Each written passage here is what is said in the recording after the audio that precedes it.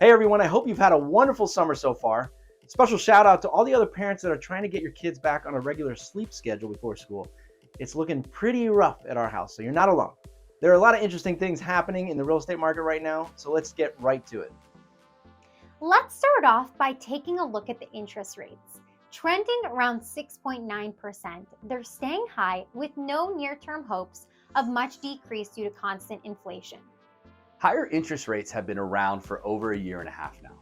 Those who held out believing that rising rates would cause prices to fall sadly continue to be disappointed because prices continue to climb in most regions of the DC area. This chart shows the average sales price over the past 10 years throughout the entire DC area, and that includes Maryland and Northern Virginia. While there was a dip last fall while interest rates first jumped up, prices have recovered and continue to climb to an all-time high for single-family homes and townhouses, while condos, they're improving, but they're not yet fully recovered. The number of active listings, meaning homes for sale in the DC metro area, has continued to decrease. Detached homes are the most in demand, but all housing types are down around 30% compared to this time last year. Active listings remain low because demand is high and the number of new listings hitting the market remains below the number we need to meet that demand.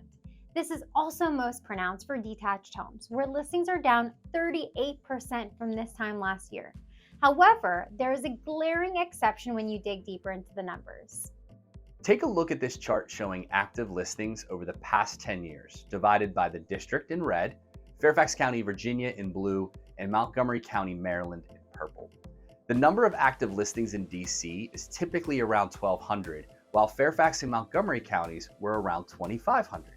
Currently, it's flipped, with more active listings in the district and fewer in Fairfax and Montgomery County, and the gap appears to be growing. When you look at the months of supply, which is the clearest indicator of the strength of the market, this becomes even more pronounced. There's only 1 month's supply of housing in Fairfax and Montgomery counties, and we are at 3 months in DC. 3 months is the level where prices typically stabilize. If it continues to rise above 4 months, we should see prices coming down in the district. In Virginia and Maryland, we are firmly in a seller's market at 1 month of inventory, and prices should continue to rise. Another fascinating chart here shows that the average home price in Fairfax County just surpassed that of Washington, D.C., which is extremely rare and the result of stagnation in pricing in D.C., combined with the strong demand in the suburbs. We need to keep an eye on what's happening in the district. It's possible that a lot of bad press is keeping people away right now. Going back to the DC metro area as a whole, the median days on the market remains low, around 8 days. Homes are still continuing to move quickly due to the lack of active homes on the market. The average sales price to original list price ratio remains above 100%, but it decreased slightly from last month. Homes are still being sold for above asking price, and that demonstrates that it remains a great time for homeowners to sell.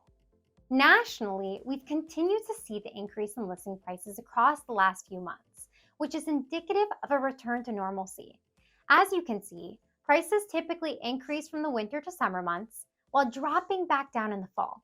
This means that if you're a buyer looking to make a move in the next year, the next few months may be the best time to look, as we anticipate the normal seasonal slowdown to take place in the fall.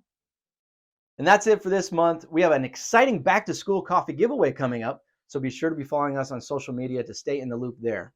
We're also excited to introduce our Test Your Real Estate Knowledge series in our newsletter, where you can guess what an actively listed house will eventually sell for each month. And it will be free to enter, and we'll be keeping a leader scoreboard to see who's got the best real estate skills out there. As life gets busier and busier in the coming weeks, please know that we're always here for you. We want to do what's best for you and your family and your loved ones, so let us know how we can use our knowledge of the real estate market to help you achieve your goals. Have a great day, an amazing month, and we will see you in September.